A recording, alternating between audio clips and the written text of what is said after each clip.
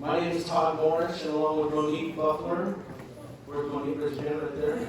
We will be your hosts and moderators this morning. Today's topic, personalized Parkinson's care. I gotta get a new mic, this one shakes too much. Personalized Parkinson's care, the science behind treatment, exercise, and nutrition. But before we introduce today's speaker, I need to do a little bit of housekeeping, so bear with me. First of all, Integrative depends on donations to bring programs and events like this to our members free of charge. This is an obligatory ask.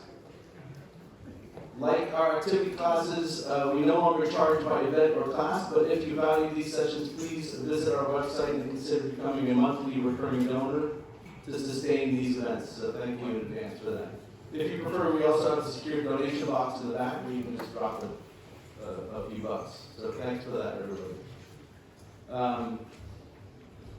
Next, we always like to take a moment here to cross-promote Pediatric's other wonderful programs. But rather than list them all here, which would take a little while, I encourage those of you who are not yet familiar with the Pediatric to check out our calendar on the pediatric.org website. It's very easy to find. It's linked right there on the homepage. Additionally, you may pick up one of our brochures at the entry table in the back on your way out. Pediatric's highly regarded support groups, now number 12. We have 12 different support groups, including one for Spanish speakers, one for African Americans living with Parkinson's, one for focused on DBS specifically. So check those out if you're not familiar with them. Anybody here in a support group for Pediatric right now? Put those hands right on. I'm here with the YOPD group. I'm one of the YOPD guys. But we also have other exercise classes with wonderful instructors like Zumba for PD with Andreina. Who's done that before? Zumba with Andreina? Pretty good, showing. Nice, good. Brain Fit Cardio with Petra. Tai Chi with Otto. And there's still yoga and voice and singing and boxing and dance. Pickleball and hiking. I said I would list them, right? Yeah. If you have tried one or more of these, we ask you to please tag a friend or family member to join you on your next session. So do that for us, would you? A quick rundown of upcoming events. And remember to eat the mic. April 24th and 29th will be our virtual roundtables. These will be by Zoom, where you'll be able to meet your pediatric instructors, learn about the classes offered, and try them out from the comfort of your own home. Great fodder here. The instructors will talk about their teaching approach, the value of the different types of movement and singing they offer, as well as a preview of the classes they teach. Again, April 24th and 29th. May 18th will be the day for the Pediatric annual info fair at Lake Temescal Park. We've done it there for the past 3 or 4 years, so if you've been there, you know it's at the same place, and it's a great outdoor event. November 8th, I'm jumping ahead here a little bit, but we had Dr. Sebastian Rabas Bloom, one of the 4 authors of Ending Parkinson's, a Recipe for Action. We had him on the docket for February. Unfortunately, he had to reschedule this, so that's now on November 8th. So block your calendars. He will be dialing in from the Netherlands. That should be a great event. And that is pretty much it on that front. What else have I got here? Oh yes, this webinar will be recorded. As soon as I hit the little button over there, or Gabe does for me. And we will post that recording to our Pediatric YouTube channel in the next few days. As always, the content on our YouTube channel is provided as educational guidance only. Any medical advice on your specific symptoms should be sought from your doctor who knows your condition best. That's pretty typical qualifier. Following the doctor's presentation, we will have ample time for questions and answers. We will have one wireless mic, this one. And Monique and I will do our best to get that around the room with your questions. As much as possible, we would like to try to keep our questions to the doctor pertinent to the content in his presentation, which will be in a minute now. Again, if you are looking for treatments to your specific symptoms, please consult your neurologist. Okay, got all that mumbo jumbo behind us. Now, on to the real show.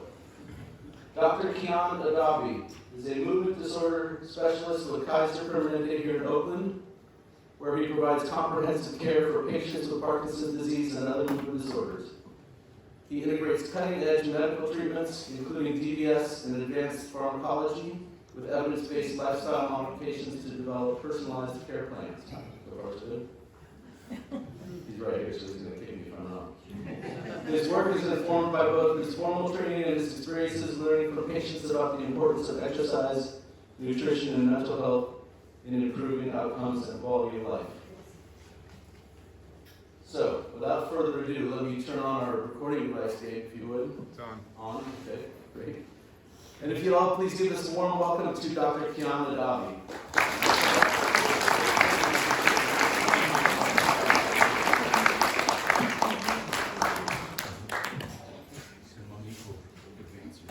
Okay, perfect. Well, thank you everyone for joining us today. Really appreciate this turnout. Can you hear me?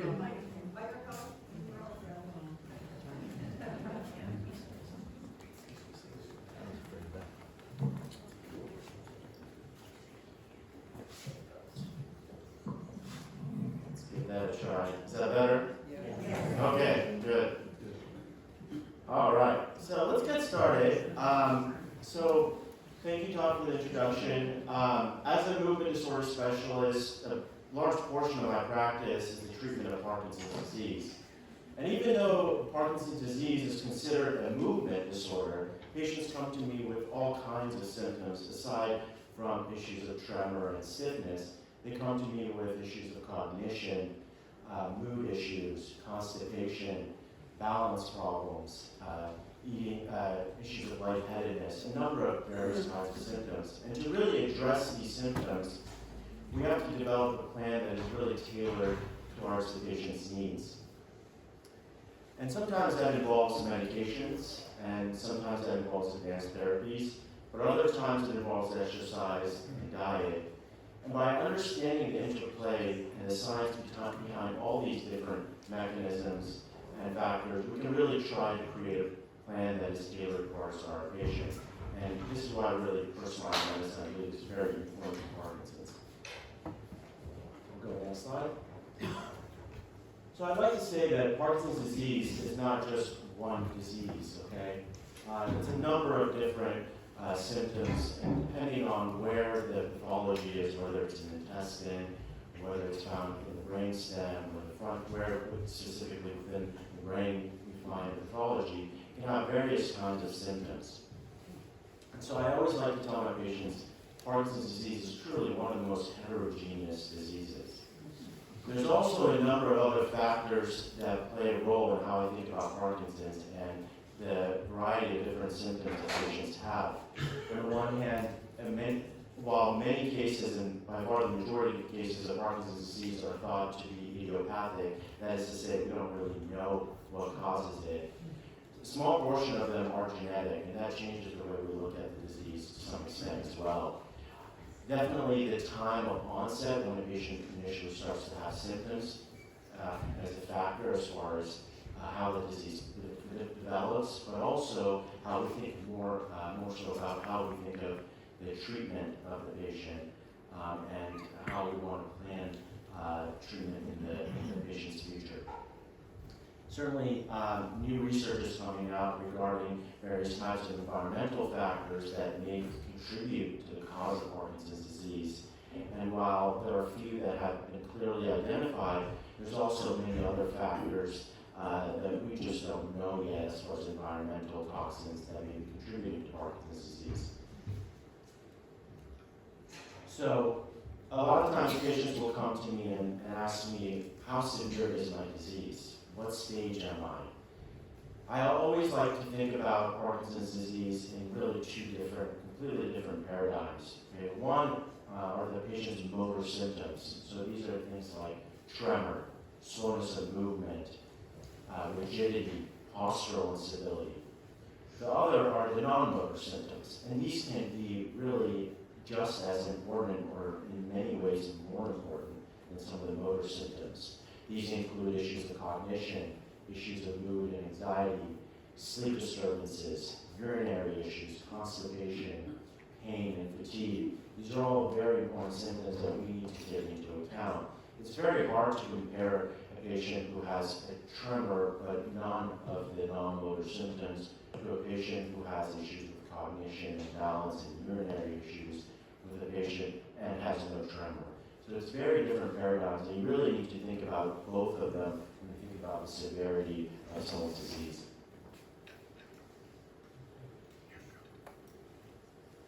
So there is no question that Parkinson's, as far as its incidence, is increasing at an alarming rate.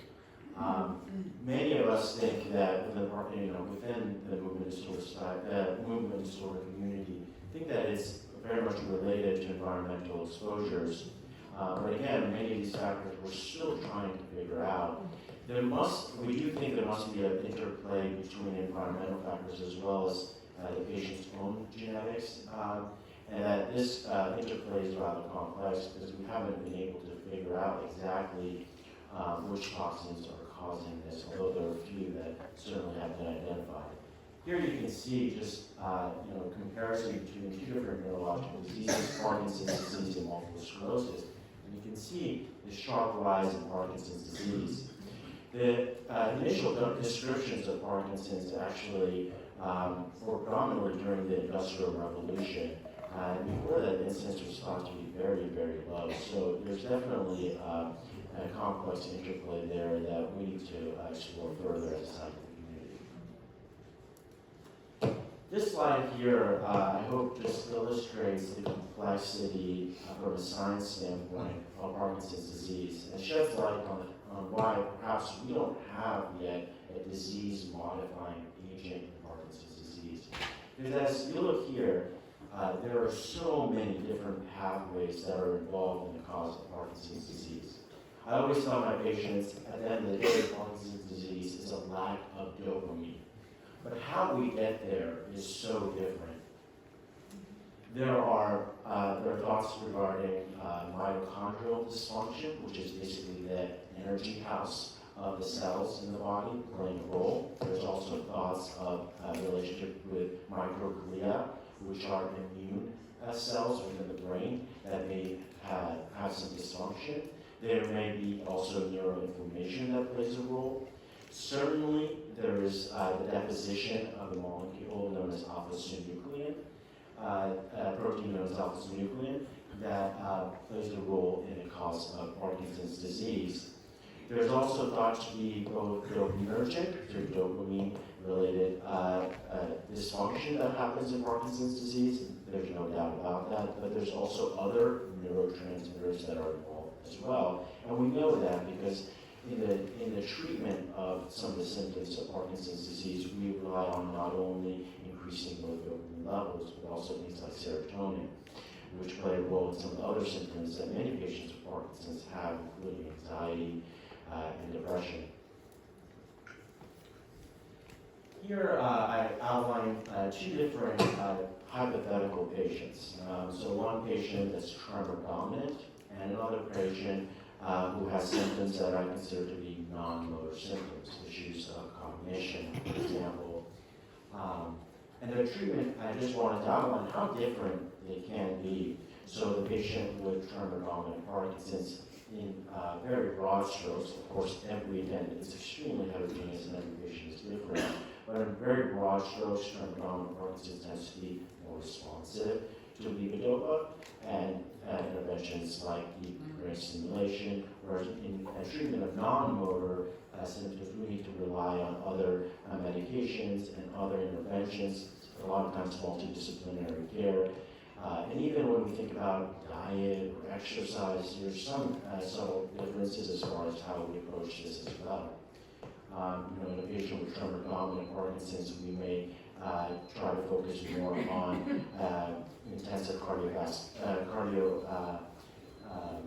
intensive therapies from an exercise standpoint. Whereas, in a patient with non-motor symptoms, especially if they have issues with balance, we may look more at fall prevention, balance therapy, cognitive exercises. And then again, regarding dietary consideration and more advanced therapies like DBS, that we have significant differences between the two. So, for a long time as movement disorder specialists, we relied on medications to help the treatment of Parkinson's disease. And certainly medications play a big role. But there's a lot of research showing now that both exercise and diet can not only improve symptoms, but also slow the progression of Parkinson's disease, and I think that's really important. So I wanted to discuss some new research that came out recently at the Movement Disorder Society meeting.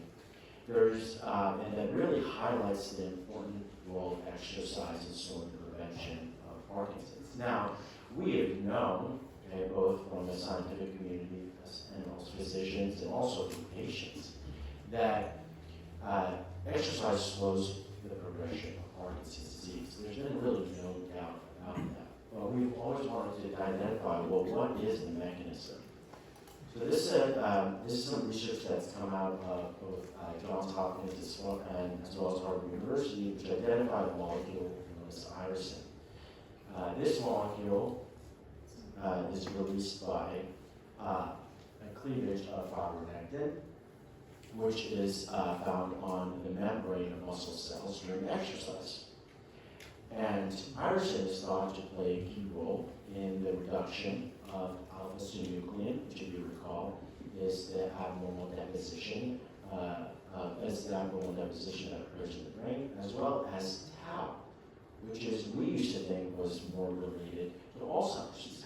This is new research that's coming out that shows that this molecule has a way of reducing both of these abnormal protein depositions, and in doing so improve not only the motor symptoms of Parkinson's disease, but also some of the non-motor symptoms.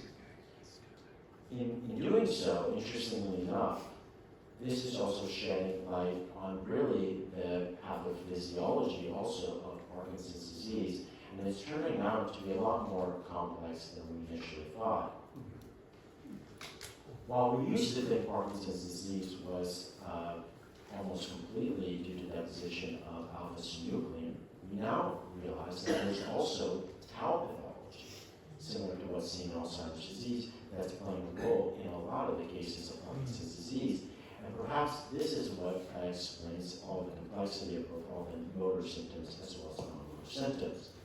And as a science community, we need to be looking at both of these molecules and their role in Parkinson's and how we can intervene to change this for our patients. Now I want to segue into diet. So just like we have learned so much about the mechanism of Parkinson's disease and slowing its progression through our patients and their experiences, diet also has informed us a lot about how the medication typically used in Parkinson's disease works. So, as many of you know, in Parkinson's disease, a staple of our intervention is levodopa therapy. Levodopa becomes dopamine in the brain, which is what's missing in Parkinson's disease. We have known for many years that the response to levodopa is very different in various patients. And one factor that may be playing a key role is actually diet. I like to always say that levodopa is an incredible drug, but it's a terrible pill. So what do I mean by that? So in many ways, levodopa is incredible because levodopa, as I mentioned, becomes dopamine in the brain. And we have the exact neurotransmitter that we're missing. We're able to give it back to our patients. That's absolutely incredible. But it's not a great pill. One of the main reasons for that is only a small amount of the levodopa that you take in as a Parkinson's patient becomes dopamine in the brain. Only about 1 to 5%. Well, what is the reason for that? There are many different reasons. Again, highlighting why personalized care is so important in Parkinson's. When we look at this diagram here, we see that starting from step 1, there's issues with swallowing that many patients with Parkinson's disease have, especially in the more advanced stages. There can be variability in absorption of levodopa due to irregular gastric emptying. I'll go into a little bit further in a few minutes. But levodopa is completely absorbed within the small intestine, which comes right after the stomach. So the rate at which the stomach is excreting levodopa into the intestine can have a big factor in the variability of its absorption. Once we're in the intestine, a particular area known as the jejunum, amino acids, which are basically proteins, compete with levodopa in its absorption, adding another level of variability to the picture. Once levodopa enters the bloodstream and into the peripheral tissues in the body after the intestine, there's also another factor that plays a big role, which are enzymes that are used to break down levodopa.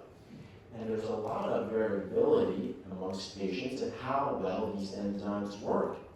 If your enzymes are working too well, you may be breaking down levodopa and dopamine very early on as soon as it enters the bloodstream, and not much of it is really getting into the brain. Certainly at the blood-brain barrier, there's also a lot of variability on how much of this levodopa is crossing into the brain. And then once we're in the striatum, which is the area in the brain in which levodopa finally becomes dopamine, there's a lot of variability in that stage as well. That conversion is different in all patients. So this slide here highlights the competition that occurs in this intestinal level at the jejunum in the absorption of levodopa. So these large amino acids that enter your digestion through high protein meals compete with levodopa as far as how much of the levodopa is able to enter the bloodstream. By delaying this absorption, we delay the amount of time that levodopa takes to get into the bloodstream, and then eventually its benefits. One way around that is what we call protein redistribution, which is basically a way of redistributing the amount of protein that you get through your meals later in the day, for example. Or another, what is typically more commonly done is delaying the amount of time, or increasing the amount of time from when you have your high protein meals and when you take your medication, typically giving it about a 30-minute to 1 hour period, so that you're able to absorb your protein and then take your levodopa, or vice versa. But there's also a lot more to diet than just the issue of protein as well. In fact, there's new research to show that the gut health and microbiome play a big role in how well levodopa is absorbed, and there's a lot of variability there. Also, as I will get into a little bit further soon, there's also an interplay between various types of vitamins and how levodopa functions and its side effects. And then certainly hydration as well as fiber are critical for treatment of Parkinson's disease. Hydration, because many patients with Parkinson's disease experience lightheadedness, and I often tell my patients, you really have to treat your water like a medication as well to be able to address the issues of lightheadedness. And fiber is very important because regular bowel movements are very important to how we absorb levodopa, and are also another very salient symptom of Parkinson's disease as well. So this is some research that shows the role of the gut bacteria in the absorption of levodopa. We go to the next slide, where a diagram here highlights a particular kind of bacteria known as Integrative, and how this bacteria essentially converts levodopa into dopamine in the gut before it has a chance to enter the bloodstream and eventually get to the brain, where there is where we really want the conversion to occur. So essentially, by making the conversion much earlier, this bacteria prevents the effects of levodopa. And there can be a lot of variability as far as how much of this bacteria we have in our gut, and therefore it can affect how well the medication works. As I mentioned, gastric emptying, the amount of time it takes for the medication to pass through the stomach and enter into the small intestine, there can be a lot of variability there too. So if you take a high fat meal, for example, this can delay gastric emptying. The food stays in the stomach longer, and that includes also the medication. So the medication stays in the stomach and is not able to enter into the small intestine where it needs to really be absorbed. Another factor that plays a big role is acidity. So levodopa, as a medication, does best in high acidic environments. Now, certain kinds of proteins, okay, neutralize the acidity of the small intestine, and in doing so, prevent the absorption of levodopa, or at least make it more challenging. We can get around this by using high acidic additions to our diet, for example, vitamin C, and this can play a big role and help out with the absorption of levodopa. Now I want to dig into a little bit regarding the long-term side effects of levodopa and how there's an interplay as far as diet here as well. So homocysteine is a metabolite that's found in the body and can be toxic. And I'll go into this a little bit later. But the conversion to basically for our body to clear out homocysteine requires methylation. Well, guess what also requires methylation? The conversion of levodopa to dopamine. So if we're using all our resources in our body, so our vitamins, for example, to make the conversion between levodopa to dopamine, then there's not enough to help excrete homocysteine, and this can have negative effects as well. So increased amounts of homocysteine have been shown to cause cardiovascular disease. They can cause other forms of neurodegenerative disease as well, and then osteoporosis and bone disease, which can be really a big issue for our patients with Parkinson because of falls as well. So how do we try to get around this? Well, we try to make sure that there are enough of the vitamins and the resources we need to try to help with this methylation process. So folate, vitamin B12, and B6 are very important to allow for this cycle and the clearing of homocysteine to occur in the body. So we can, by making sure that we check the B6 levels of B12 and folate, we can make sure that we're depleting them. We can try to negate the side effects of long-term therapy from a cognition, bone, neurodegenerative standpoint. So obviously though, as great as exercise and diet are, there's more to the story, right? So we rely heavily on medications to try to help with the symptoms of Parkinson's disease. And we have been trying as a scientific community to try to find ways of sustaining the benefits of levodopa and trying to allow our patients to have a more steady dopamine level throughout the day. And try to really get around the whole notion of levodopa not being a great pill.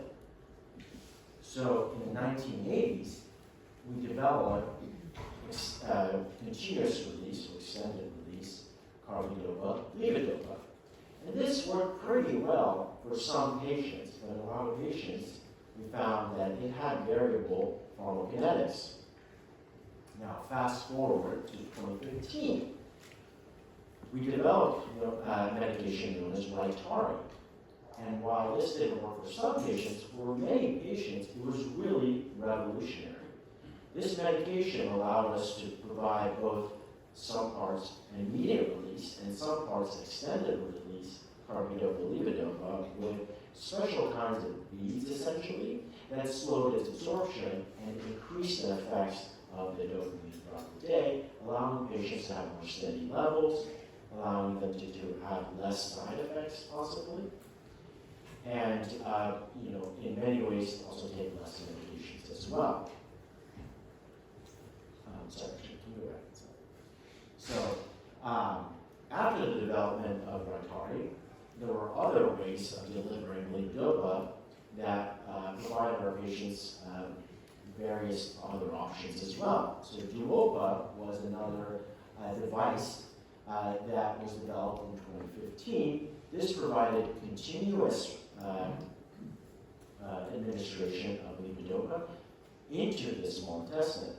So we were able to get away from all the issues that we had to deal with earlier and more upstream regarding issues of swallowing, gastric emptying. We were able to deliver levodopa exactly where it needed to be. In 2018, Imbrisia, which was an inhaler, was developed. This was a very interesting medication. It's an inhaler that provides a levodopa therapy. Now, typically, in my experience, if a patient needs a lot of as-needed levodopa, we need to reconsider how much medication we're giving them throughout the day, because that's an indication that perhaps they're not getting enough. And again, our goal overall is to have more steady levels of dopamine. But this medication was also very interesting, because for the particular patient who, for example, needs an extra boost right before physical therapy, or right before going for a hike or exercising, this medication allowed us to deliver levodopa in a really revolutionary way. Then, more recently, just last year, there's been a release of a new form of Rytari, which I'll get into a little bit later, known as Parkinson. And then also, just last year, Vylev, which was a subcutaneous infusion of levodopa. And this is also really groundbreaking in a way that allows us, without any kind of surgical intervention, to deliver levodopa more quickly to our patients. So Parkinson is a medication that works very similar to Rytari in the sense that there's a component that is immediate release, and then there's a component that is continuous release. It has specific kinds of beads that slows absorption, but it also has certain other properties as well that I particularly like. One is that a lot of patients who are on Rytari will come back to us and say, I don't feel that particular kick that I get with carbidopa levodopa, and I need that to be able to do my activities and things that I enjoy. Well, this gets around that because this allows for a more initial quick peak of levodopa and then a more sustained continuous release. In addition, it also has a mucoadhesive component that allows it to stay in the intestine longer and try to deliver levodopa in a more steady way. Here, I just outlined some of the different components of this medication. Again, there is the immediate release granule, and then there's also an extended release pellet as well.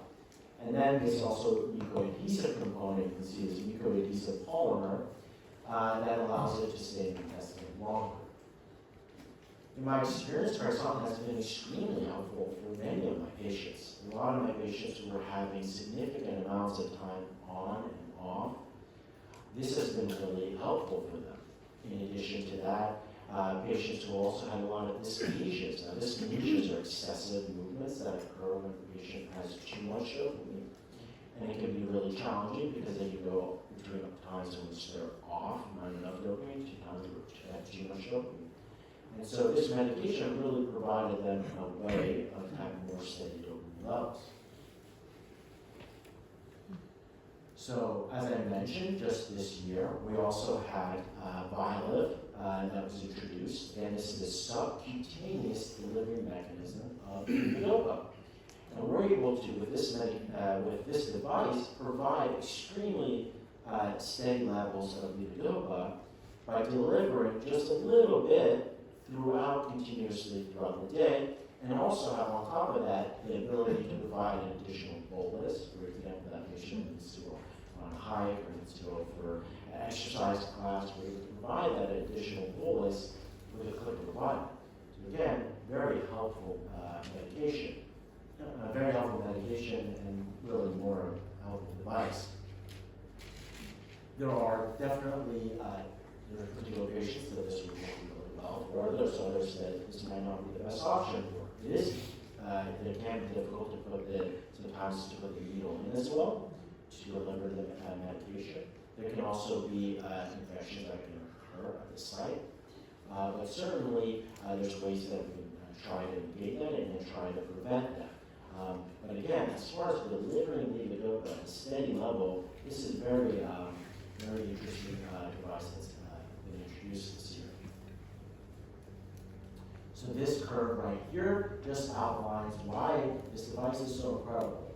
It allows us to provide levodopa at a very steady level throughout the day, and again, avoid the fluctuations that happen typically with carbidopa levodopa, and also prevent some of those side effects like dyskinesias. Now, if we think back to earlier when I had mentioned that there were a lot of peripheral mechanisms that would break down dopamine and levodopa. So there are enzymes that your body naturally has that function to break down levodopa, and these are known as COMs. So these enzymes, one way we can try to prevent that breakdown is by using an inhibitor to that enzyme. So these are going to be medications like Ongentys or Compton as well, or entacapone is another name for it. And these medications have a great ability to inhibit this enzyme, and in doing so, increase the amount of availability of levodopa that is eventually going to come to the brain.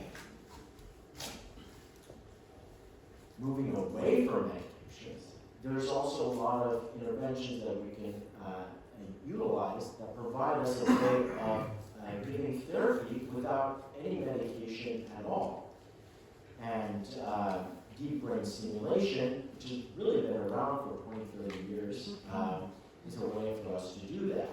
Deep brain stimulation typically involves targeting a certain area in the body, in the brain, known as the STN, subthalamic nucleus, and in doing so allows us to provide therapy to address the tremor, to address the rigidity, to address the stiffness, without any kind of medication. And I'm going to talk about it in the next slide, but in certain kinds of patients, it can really be an important tool. So what kinds of patients would DBS work well for? Now, patients who are having frequent fluctuations, that is to say, they're on and then they're off very frequently, or they're experiencing side effects like excessive movements that we talked about, deep brain stimulation really needs to be considered.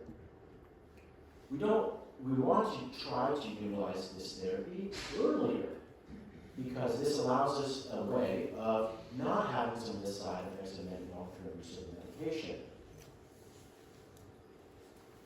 There's also other devices and other surgical approaches, such as focused ultrasound, which I put without surgery in quotation marks because it is an invasive procedure, but it allows us to try to address some of the symptoms in Parkinson's disease without actually having to go into the operating room. Now, focused ultrasound, I will give the caveat that it is very limited as far as what kinds of patients it helps with and what kind of symptoms it helps with. So it typically works mostly to address tremor. And given, again, the complexity of Parkinson's disease, most patients have a lot of other symptoms. Again, the stiffness, the balance issues.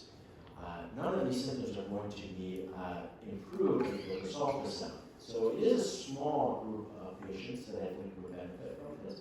But that said, it is approved tremor for tremor-dominant Parkinson's. It is approved by FDA. So as we move forward, and we have all these new kinds of interventions that we can utilize, we need to also consider how the input that we're getting from patients as far as their symptoms. And so there's a lot of new technology out, lifestyle PD that allows us to track how well our patients are doing, let's say their tremor, their stiffness, or even their dyskinesias, by using wearable devices. And this can be so helpful, okay?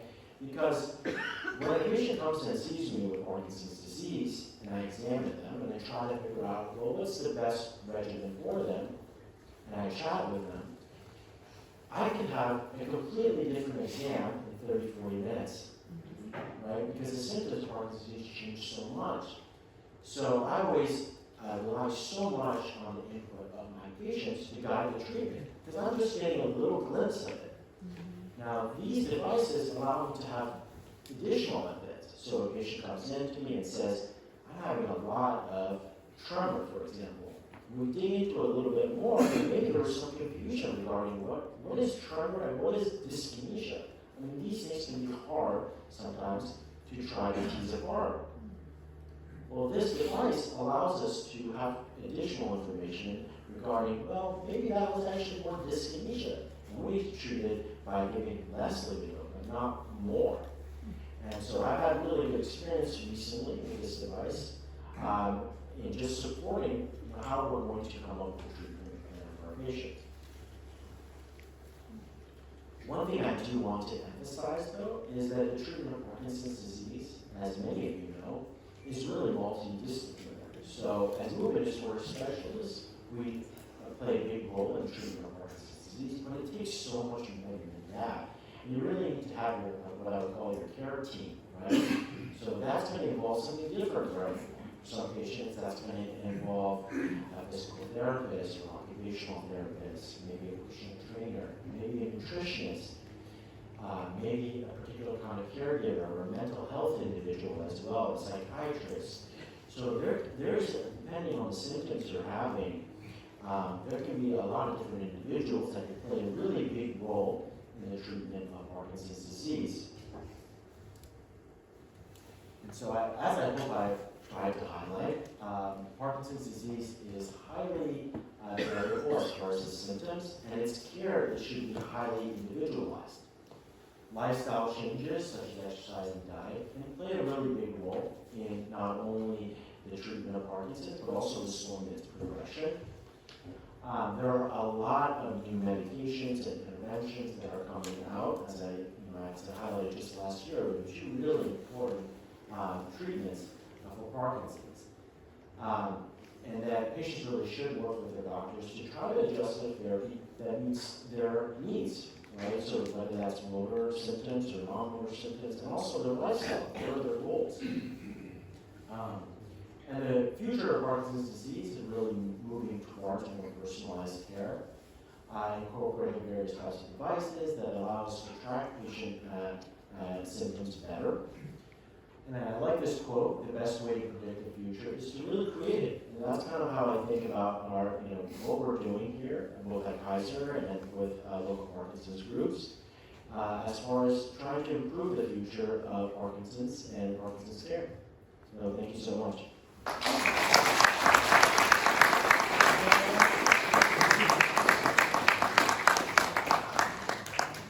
Thank you, Dr. Adabi. Yeah. Any questions? Yeah.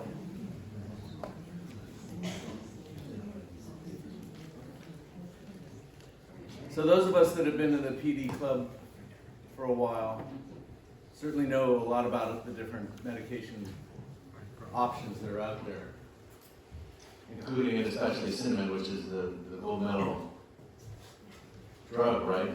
But how many of us knew that only 1 to 5% of that was actually getting into our substantia nigra and doing the work that we need to do? I think that blew me away when I saw that slide. I mean, it makes some sense, but you're taking a pill and putting it in your mouth and it's running down here. We want it up here. So this begs the question, it also makes us understand that a lot of doctors, MDSs, and neurologists out there are sensing when there might be time that the medicine is not working well enough for you, so you need to go into directly in the brain with DBS, for example.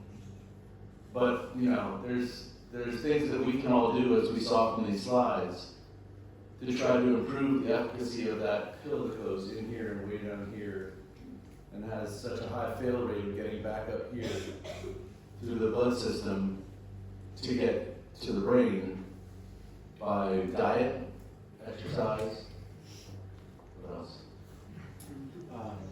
And then also, you know, newer medications as far as Other alternatives, right? Yeah. Great. All right, well, that blew me away. If you've got questions, Monique and I will do our best to travel around the room with this little mic here. Let me take this one and see how good it is at projecting. Can you hear me? Okay. Not as good as the big one, but. So let's start with our friend, Daphne. So, two questions. You I'll let mentioned, you use this. you mentioned Strive PD. Is that an app or a device? That's one question. Yeah, great question. So it's both. It is an app with a wearable device. So it utilizes both an Apple Watch as well as your phone to try to look into where you're having, when you're experiencing symptoms. And there's an algorithm that happens that they've developed that tries to figure out what symptoms are tremors and what symptoms are stiffness, what is dyskinesia. What is the original question? Strive PD that you mentioned. He had a slide about Strive PD, and she was wondering more about it. Strive PD is developed by a San Francisco company called Rune Labs. I use their handheld. Yep.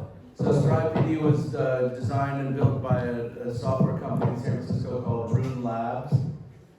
You don't need to know that necessarily. If you look up strivepd.com, you will find their services and their products. The devices, in this case, an Apple Watch. Yep. Like a little bit farther away. It's a little bit. Better? Needs a windscreen or something. Maybe we should take this one out. We'll get there. Strive PD. Strive PD. Sorry, I'm not going to dominate this conversation, but Strive PD is using the Apple Watch to track your tremor and dyskinesias if you have them, register them in the app, communicate those results to the, and by the way, any exercise you're doing and any sleep, eventually they're going to be recording all of this from the watch into the app and then directly to your MDS or neurologist if they are signed up to join that program. So it's basically a user uninterrupted transference of your symptom data to your doctor. I hope that didn't muddy the waters more. All right, we should take this and I'll go the other direction. Well, we could either have Dr. Adabi use this one to answer your question. Sure. Okay. Who else has it? I think you had another question, Daphne. My other question is, you mentioned high intensity interval training. Curious if you could say more about that and also how that might compare to Pilates, Parkinson's. Yeah, good question. So, Pilates, tries to target a lot of various. Can you guys hear me? Yeah. Okay. So, high intensive interval training is going to be, as the name, basically it's intensive exercises for short periods of time, usually like 4 minutes to 5 minutes, followed by a small break, and then doing basically that cycle over again 4 or 5 times. This can be really can work really well from a cardiovascular standpoint. Pilates also is very helpful because Pilates helps with postural instability, which is a big part, Parkinson's disease. It also can target a lot of different muscle groups that we don't typically work out. So Pilates can be really helpful for that. So I think Pilates, more in the realm of postural balance, postural stability, and then high interval therapy, I think a little bit more in terms of cardiovascular benefits and gaining muscle as well, which is really important. We have a couple questions here in the back. I'm going to have Carol ask her question. Hi. I have two questions. Well, you mentioned the care team. Is this something that Kaiser may implement, or is this something that the patient has to request? So, great question. So, ideally we would have care teams, and so, you know, we try to do that. We try to create that. It's not a formal program, I would say, but you know, most of my patients have some form of a care team. It, you know, again, it involves sometimes a physical therapist, sometimes an occupational therapist. If they're having mood issues, sometimes a mental health professional as well. Certainly, Kaiser would rely a lot on our primary care doctors as well to help. Sometimes it can also be other fields as well, gastroenterology, urology. There's a lot of urinary symptoms as well. So it's not a formal program, even though I would love for that to be the case. But you know, I think it's just very individualized to what the patient needs. It's not a specific kind of, you know, it's not a cookie cutter thing where everyone has the same care team. Thank you, and then one more. You talked about diet and the Mediterranean diet.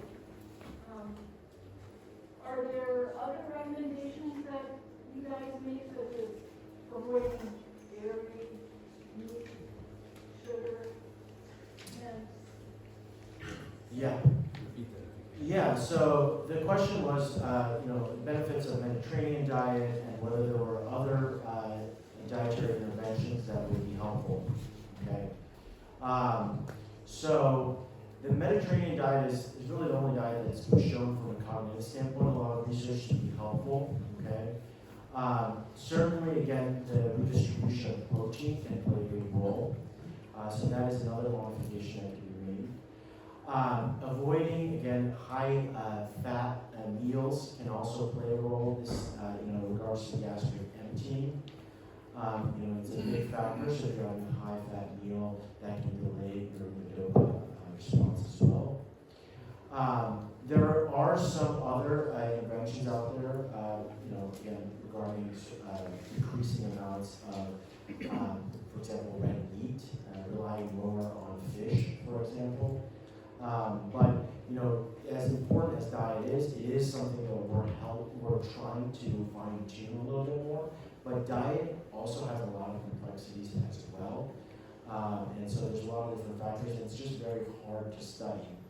But you know, there again, avoiding sort of red meat, relying more on fish. There are some patients who have also told me that avoiding dairy as well has been really helpful for them. So. I have a question up front here, Monique, from Austin. Thank you. I am brand new to Parkinson's. Can you all hear me? Yes. I'm brand new to Parkinson's. I learned a tremendous amount from your talk today. But my impression is that the state of the American medical system right now makes it nearly impossible for ordinary people to get really effective treatment. I have been working with a neurologist. I knew nothing about any of the things that you brought up today. That hasn't been mentioned to me. My question is, am I wrong about that? Well, That's a hot seat. yeah, that is a hot seat question.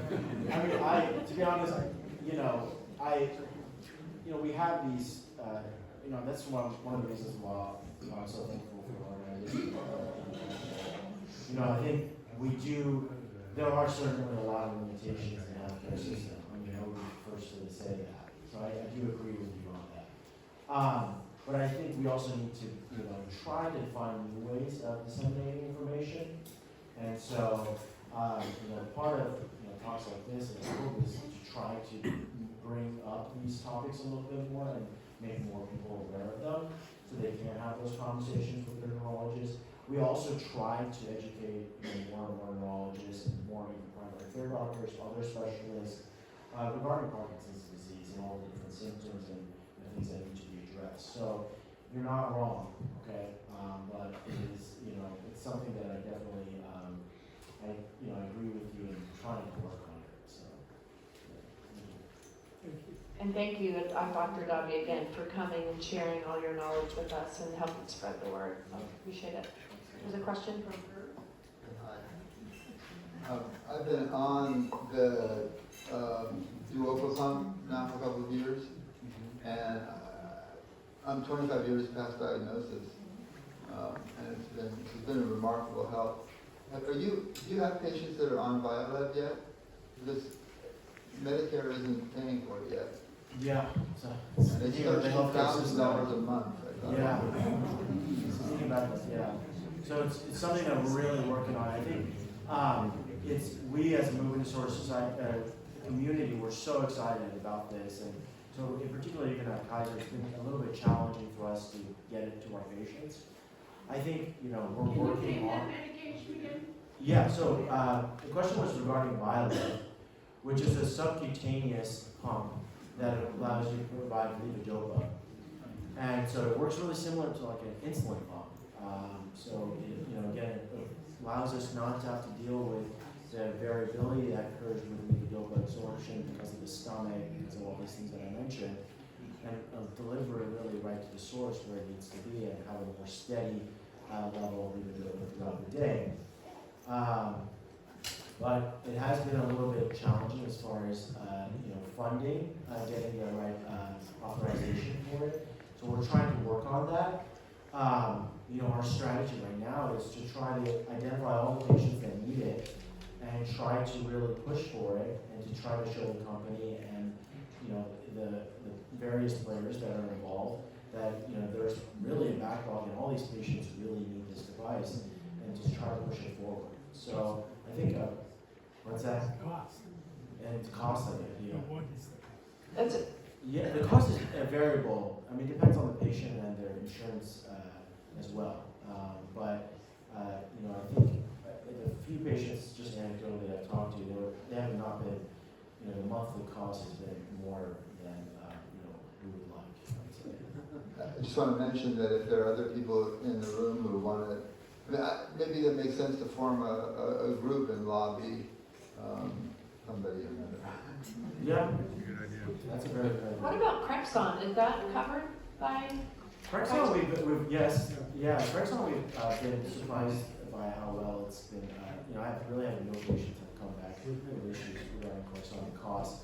I'm sure there's going to be, some outliers, but overall, I've been pleasantly surprised as far as how that's worked out. So all this is always very surprising to me as well. So.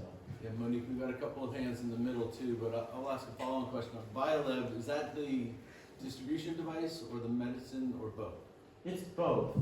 So the medication is just levodopa, and it's in a gel form. It's in that device. It's in that device, yes. I wish I had a picture that You actually. would probably take the device in for a prescription refill.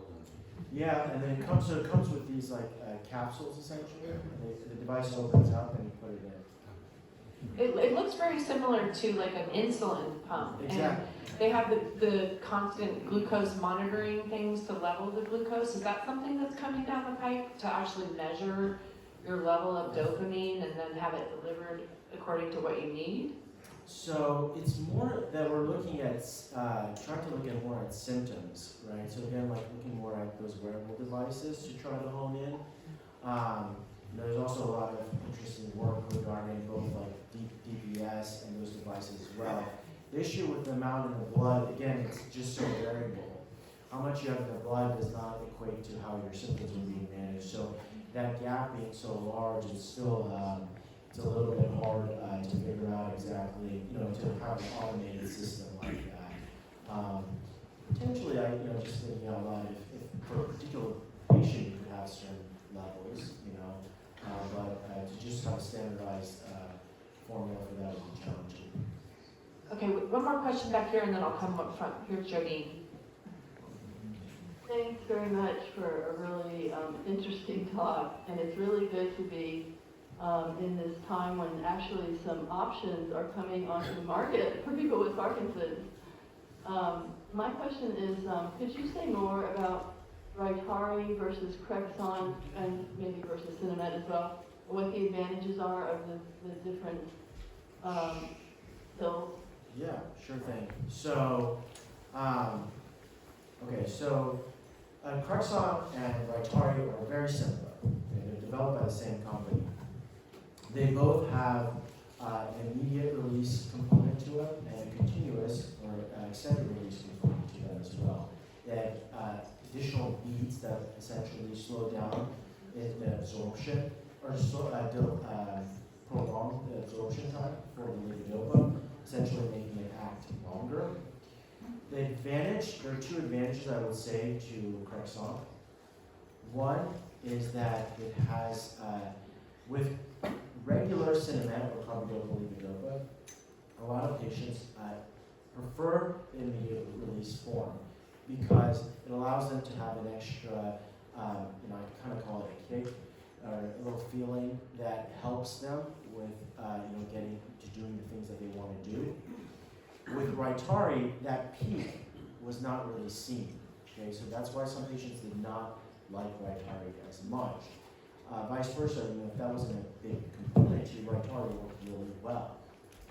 So Crexont allows us to try to address that by having a higher amount concentration initially and then more steady dopamine level afterwards.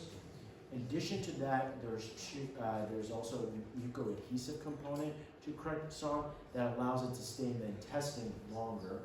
So again, trying to prolong how long it works.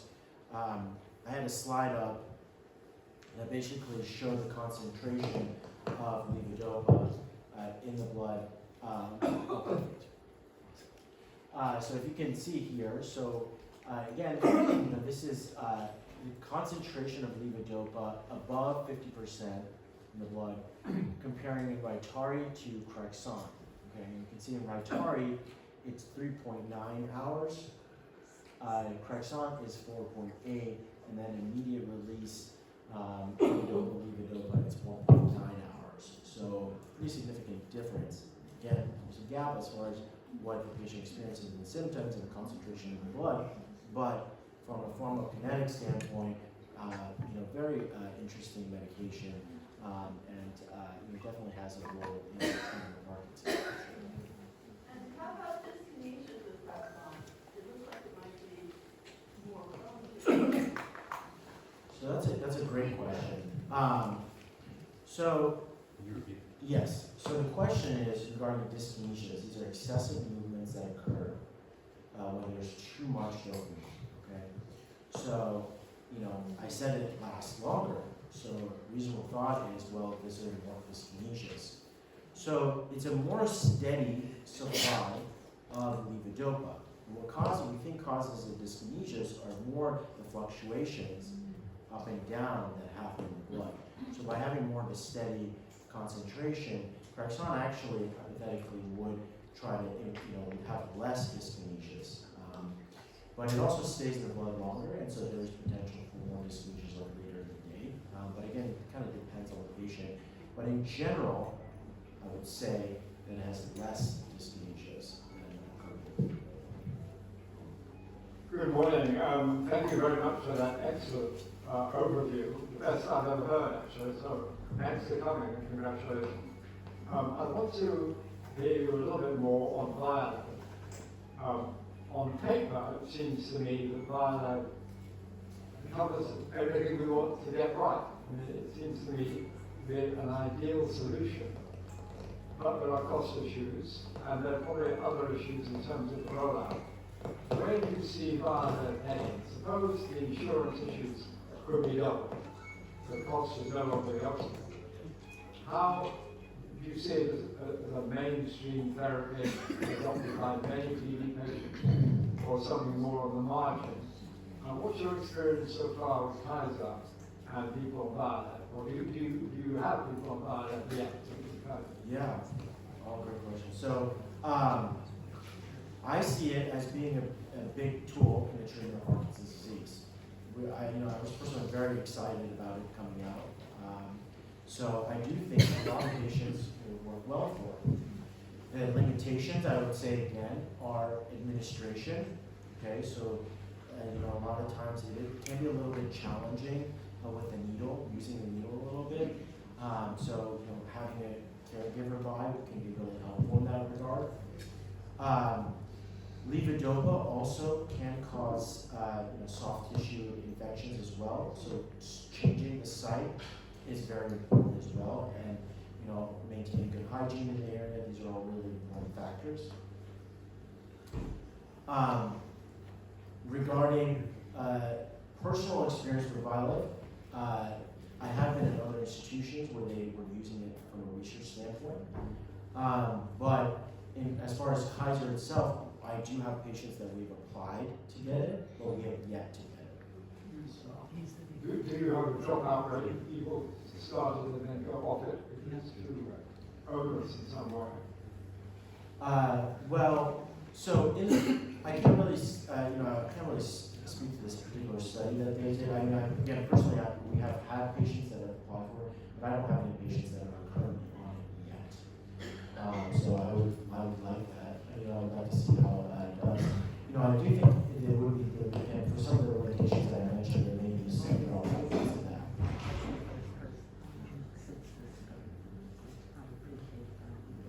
Okay, do we have a question here? Yes.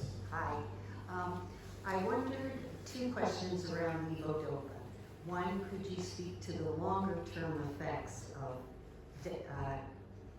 negative side effects of levodopa besides dyskinesia, and how long it takes for that negative effects to occur over length of years? Secondly, if you don't, what are the negative effects of not taking levodopa at first, and when would it be appropriate to start? Yeah. Okay. Okay. $1 million question. Yeah, great question. So, so levodopa therapy and when to start it. So, it's my opinion that you should start levodopa therapy if your symptoms are impairing your daily life. If you're not able to enjoy the things that you want to enjoy, okay, there's no reason to hold off on it. Now, with judicious use of the medication, as well as employing some of these different strategies, we can try to prevent the long-term side effects. The biggest one is dyskinesias, excessive movements, which occur because of changes that occur at the cellular level due to the amount of dopamine and the endogenous dopamine receptors. Now, aside from dyskinesias, there can be issues regarding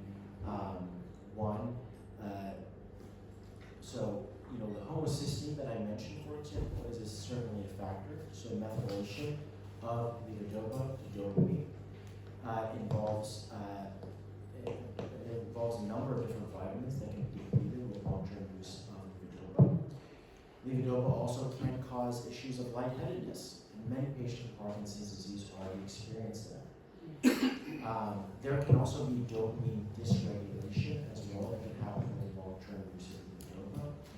So I highlight all that to say that there are definitely side effects with levodopa therapy, but if you're working with a neurologist and you're making sure that you're judiciously using it, there's not a reason to prevent you to enjoy and do the things that you want to do today in fear of potentially having dyskinesias in the future. Does levodopa slow the progression of the disease? No. Does it do anything that you don't feel? No. And I really say this, the medication should sell itself. Like, it should improve your quality of life.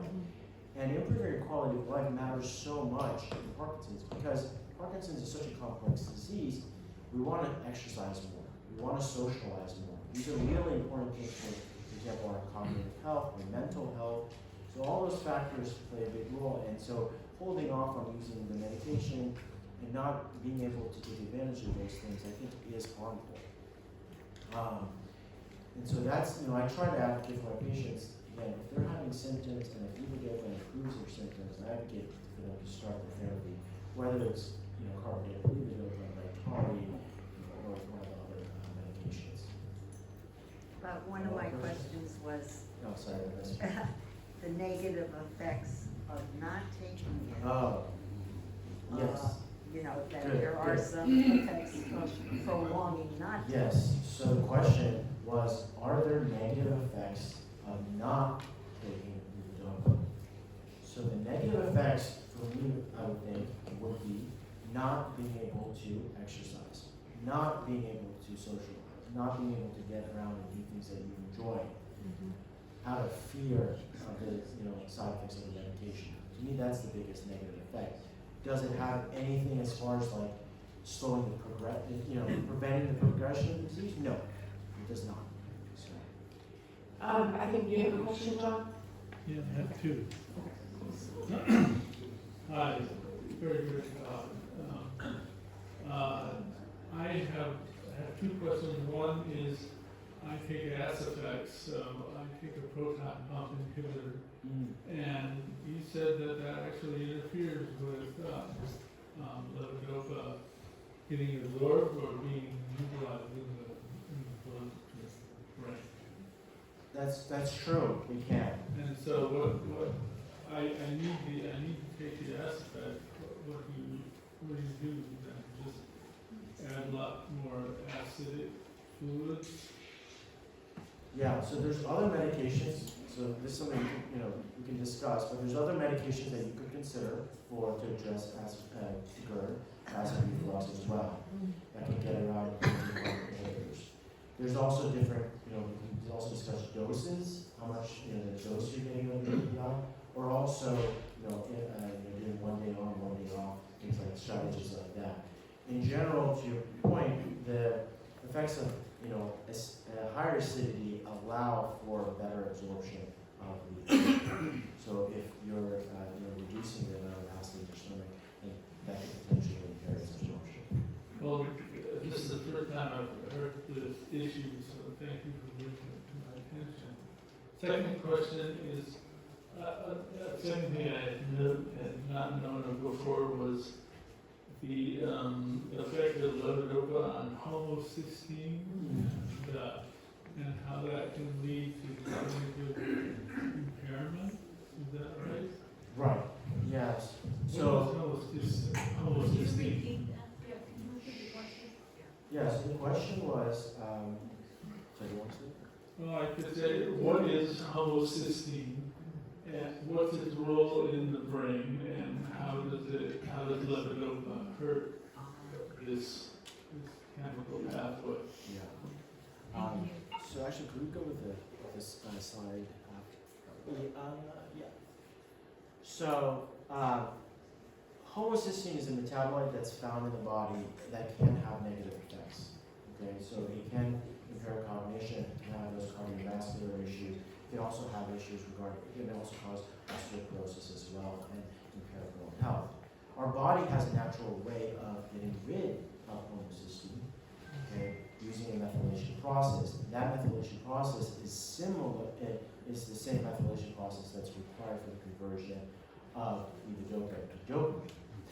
And so what happens is if we're utilizing and this particular pathway that I just mentioned that gets rid of homocysteine requires a lot of vitamins, okay, a lot of important vitamins like B6, and folate. If we're depleting our bodies of those vitamins to utilize them to convert levodopa to dopamine, then there is the buildup of homocysteine, and that can have negative effects. Regarding cognition, it can also have vascular effects as well, and so there's a lot of literature regarding homocysteine and risks for strokes and microvascular changes as well. So And is homocysteine bloodborne or is it resident in the cell? it's bloodborne, yeah, so it's going to be in the blood. It's a metabolite that occurs from metabolism of cysteine. Are there other things that people can do to B12 and B vitamins can help with this process? Are there other things people can do to keep the homocysteine levels low? And does Kaiser and other neurologists routinely monitor homocysteine levels in patients? Yeah, so it's very hard you can order a homocysteine level as well. The best approach for this really would be to make sure vitamin levels are adequate. So again, looking at your B6 B12. And so I would recommend, that is something I'm getting more and more in the habit of ordering for my patients. So I think you should definitely talk with your neurologist regarding that. And then also making sure that you're on a supplement diet as well, or supplements as well.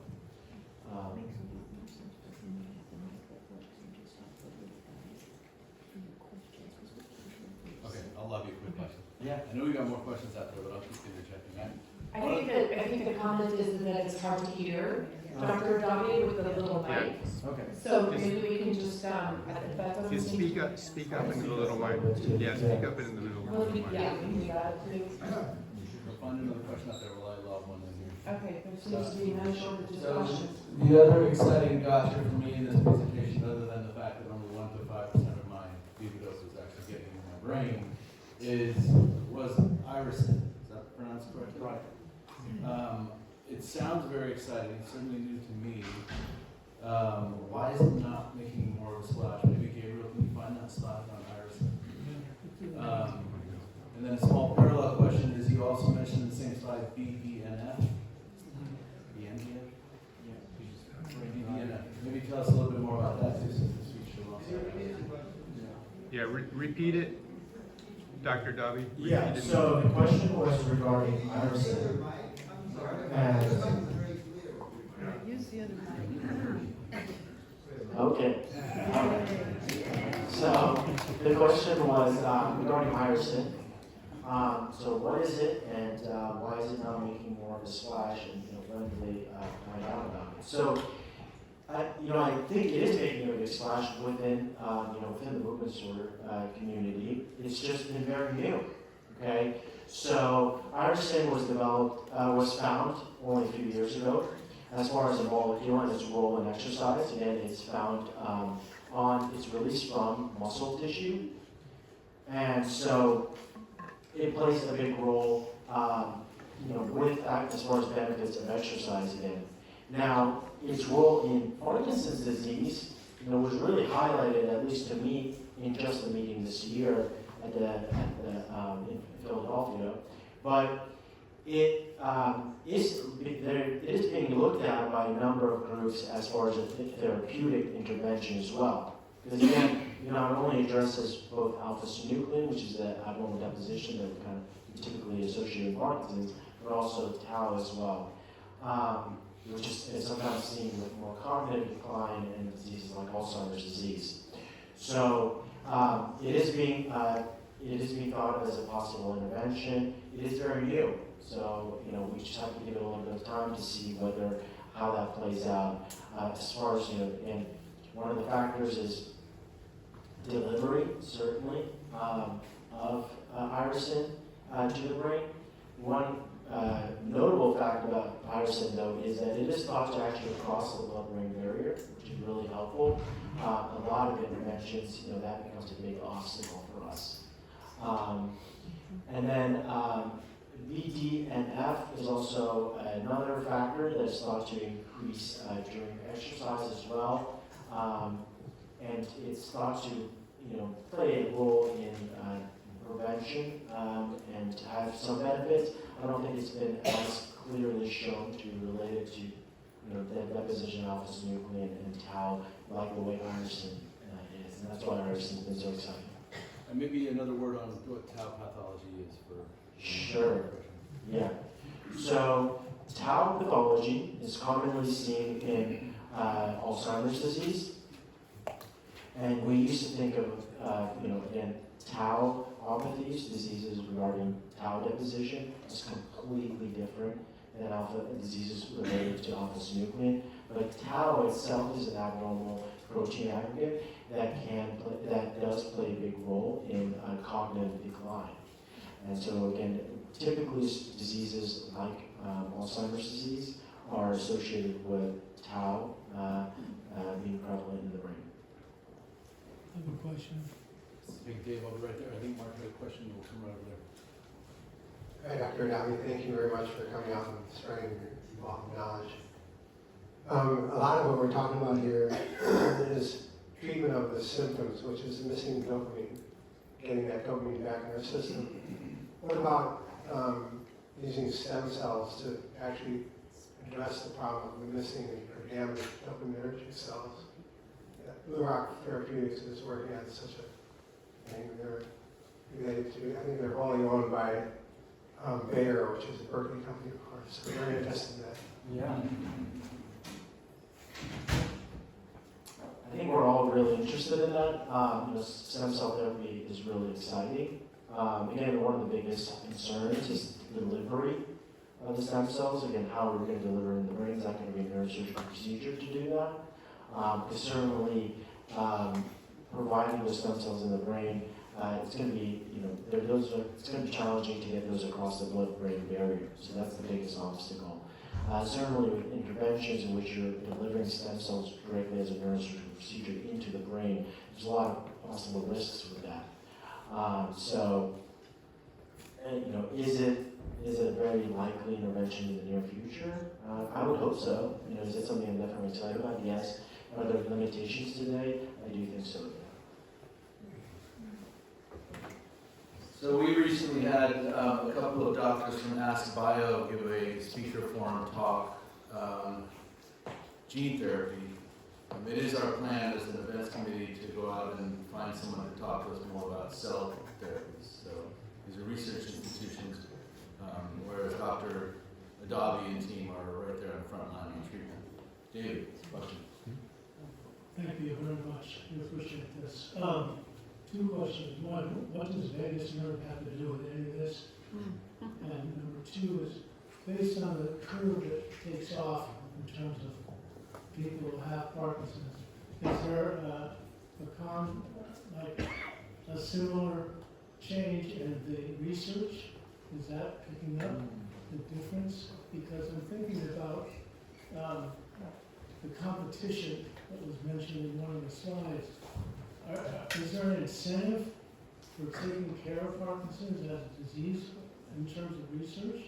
Or is it going to just fall away or just continue on? And what's going to happen to it if we all go down and research isn't funded anymore? That's a heavy question. Yeah, these questions are getting more and more challenging. All right. So the first question was regarding vagus nerve. Time for that one. Okay. So the vagus nerve, is thought to play a big role in Parkinson's disease. Okay. So there's some thoughts that deposition of alpha-synuclein travels within the vagus nerve. So that's known as the Baxter hypothesis. There's different groups that will argue regarding that hypothesis, and some think that it's more valid than others. But certainly it is thought to play a role in the autonomic dysfunction. So autonomic system, again, is the part of our body that regulates our fight and flight versus rest and digest. And so it plays a big role in blood pressure regulation, constipation, movement in the gastrointestinal tract. So certainly a lot of symptoms that are associated with Parkinson's disease. So it is thought to play a big role, both from a symptomatic standpoint, but also as far as the pathophysiology of what causes the Parkinson's as well as thought to play a big role. Regarding research and the increasing incidence of Parkinson's disease, I think there's room to do more, I think we need to try to advocate and to try to work towards making sure that people understand the increased rise of Parkinson's disease, to work towards prevention if we can, regarding against some environmental exposure as well, but also new therapies. I really don't even know where to start to respond as far as the research funding question. I think that's way above my pay grade. We'll keep using this good mic. So Dennis, you have a question?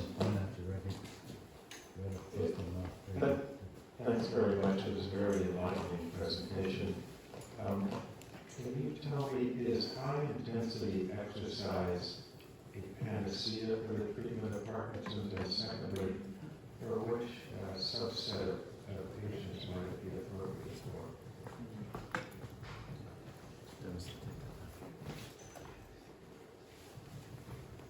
So high intensive therapy, high interval training can be really helpful in patients that can tolerate it.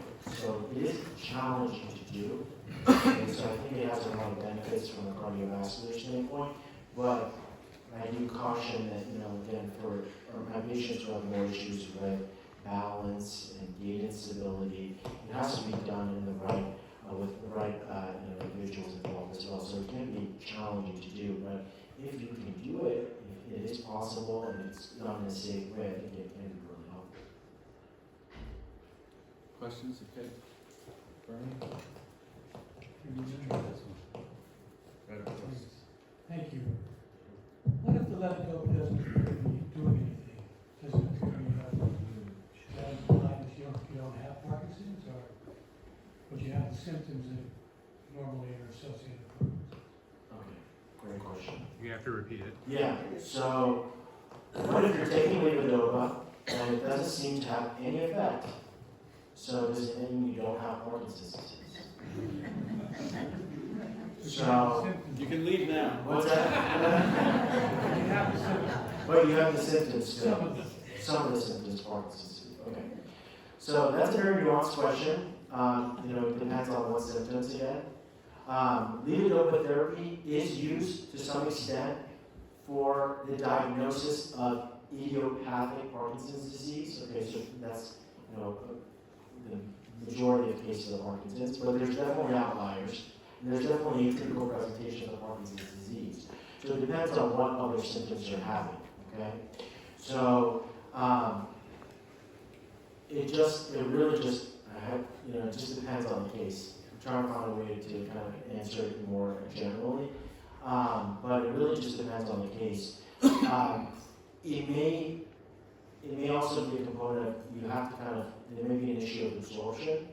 So you may need to change the regimen. You may need to be getting up to a particular dose, depending on, again, the symptoms. So for example, tremor, I always tell my patients, is somewhat inconsistent in its response to levodopa. That is to say, some patients start to see improvement in tremor at half a tablet 3 times a day. Some patients need to get to 2.5 tablets 3 times a day, and then they suddenly see an improvement. So it depends. There's also ways of employing other medications that may be more helpful for you. So for example, dopamine agonist medications are medications that bind to the dopamine receptor, but they're not levodopa. So that's a way to try to see whether you can try addressing your symptoms. And again, it just depends on the symptoms to be able to kind of answer that question. Are there any questions in the back? Are there any questions in the back? One on the side here. Pass it over. A couple of years ago, there were some reports about a study going on at Stanford with the so-called vibrating gloves. Have you heard about that, and was there any merit to the study? And good come out of it? The question was about a study with vibrating gloves. Yeah. So that is a theory that's been around for many, many years. So Charcot, who initially described Parkinson's disease, actually also described an intervention that was very similar to that, a vibrating chair, that he thought would help patients. So from my knowledge, I have not seen a clinical evidence for it, like any clinical improvement in any of my patients that have tried it.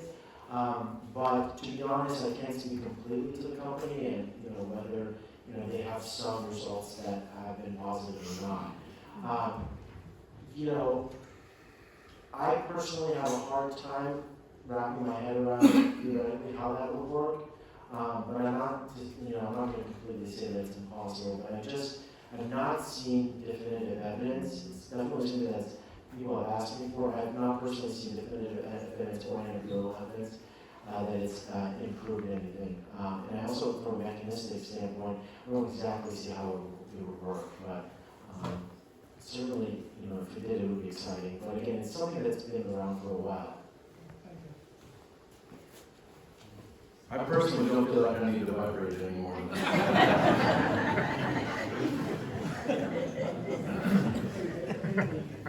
Chart for the incidence. In the incidence chart, there was a huge drop in the 90s, and then it went back up. Is that an anomaly, or could you explain why that is? You see that? Yeah, great question. I do not know the answer to that. I'm not sure. I'm definitely, that's something I can look into. But sharp decline in that time period, I'm not sure what attributes that, to be honest. So, yeah, that's very interesting.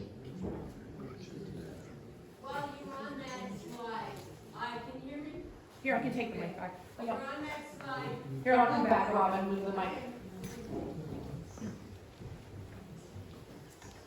When I was looking at that earlier, I was wondering whether there was any correlation between the increase in recognition in the number of cases and public awareness. So that suddenly it's like learning a new word, and things like Michael J. Fox, a known character, becoming more known around the country for defending and looking into the advancement of solutions for Parkinson. Has that ever been discussed in that high increase? Yes. So there may be there is a component of that is increasing education of Parkinson's disease, but from the research that they've done, that does not make up at all, for the increase in rise. When we think about it, there's a lot of other neurological diagnoses that we're making earlier and earlier, but just the increase as far as like the 8-10-fold increase in Parkinson's that we see, all that cannot be explained with just additional education. But your point is valid. We are finding, we're picking up Parkinson's earlier. Also, there's a lot of cases in the past that people were told that they had some tremor, for example, turned out to be Parkinson's disease. So, certainly we're getting better at diagnosing it, but I don't think that would explain the rise in the incidence. I think we created a registry, at least in California, I think that a lot of the country, registry might be the issue here. What's that? So it's required now, it's reported to the government. The registry. Oh, yeah. The disease registry. It's a good thing. Yeah. So there's perhaps more cases. Right. Around when we got the registry started. Oh, that rise, you're saying? Around, yeah, early 2000. Gotcha. Okay. I'll take one over here. All right. Dr. Adabi, we spoke a lot about diet and exercise and other stuff. Curious to hear your thoughts about sleep, the importance of sleep. And it's hard to prescribe right now. It's hard to quantify too, but what do you think is missing from that other modality?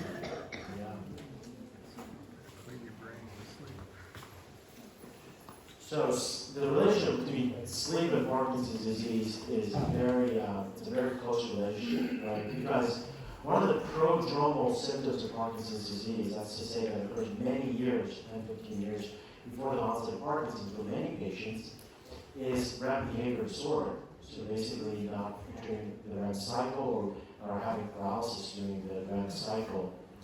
And acting out dreams. So that's a symptom that a lot of patients with Parkinson's have. So there is no doubt that Parkinson's disease affects the sleep cycles.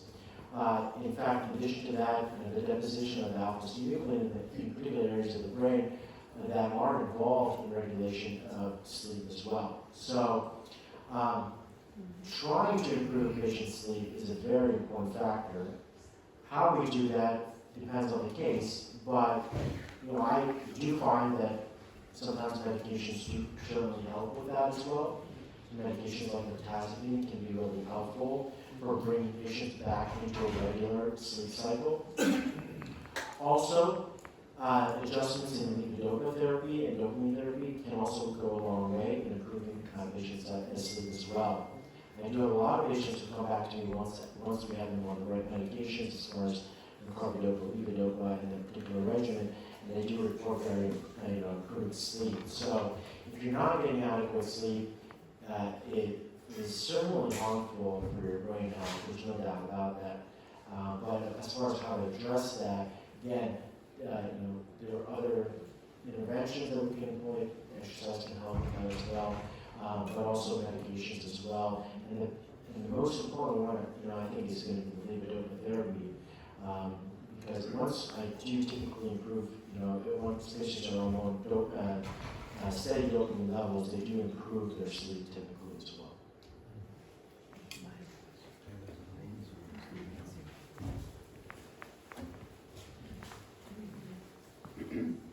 Thank you so much for everything you shared with us. I am a Kaiser patient, and I would like to know, how do I get to have a personalized program developed for me? Is it possible to come and see you, or how does that work? We did not plant that question. Yeah, so, I would be happy to see, as many as I possibly can. So, if you're a Kaiser patient and you want to be seen by a movement disorder specialist, I would just have a conversation with both, your providers, whether that's your primary care provider or your neurologist.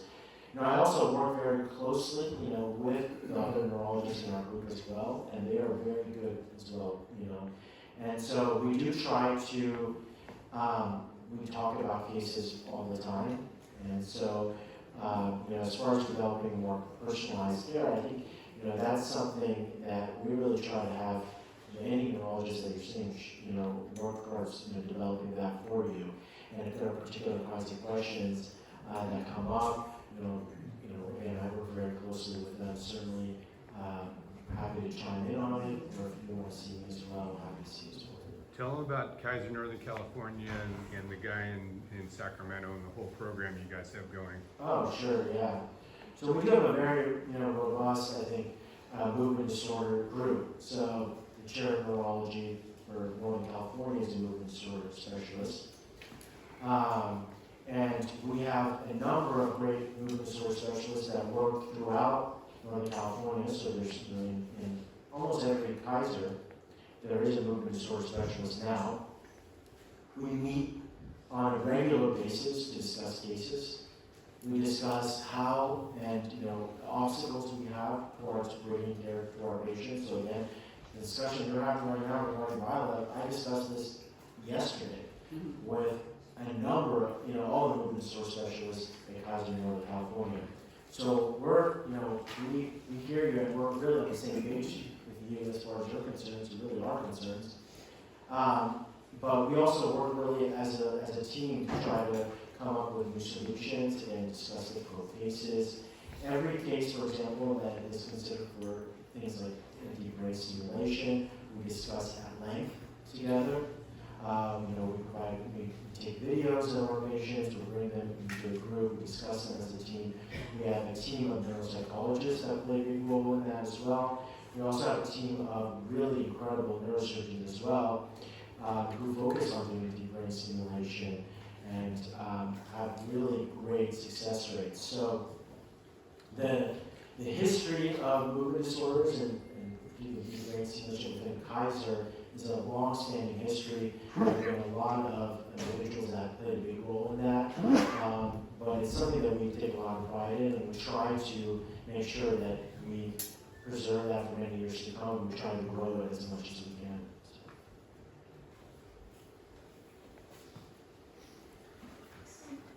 I think I heard something about vitamin D and Parkinson's. Is that important as well, or just vitamin B? Yeah, so there's vitamin D can be also helpful. Okay, so vitamin D, as far as immune regulation of the immune system, can play a big role. So vitamin D levels are very important for brain health, and I would recommend that if you have, one part of your baseline labs should be taking a look at vitamin D. If your primary care doctor has not done that, certainly that's something that you should speak with your neurologist about doing. Vitamin C also plays a role as well, with the absorption of Okay, we're nearing the end of our window. We'll take one or two final questions and then we'll sign off. John? Okay, this one is quick, I guess, maybe. I saw that a new pump is also being advertised, one that delivers apomorphine, not levodopa. And it said it was for advanced Parkinson cases. Is that correct? What's the role of apomorphine as a substitute for levodopa? So apomorphine is, there has been a pump that's recently come out. It's been used in Europe for many years.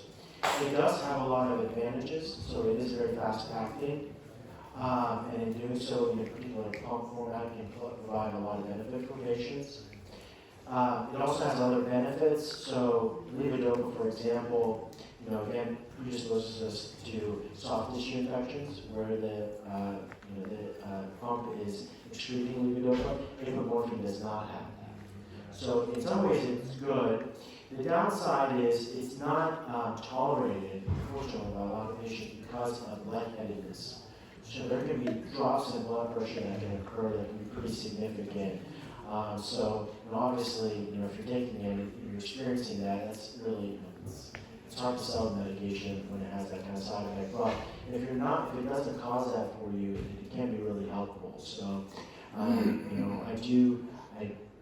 as far as availability, the apomorphine pump, we'll have to see how that plays out. But it is, I think, in the right patient population, it can be also helpful as an adjunct therapy. Well, I think we should wrap it up.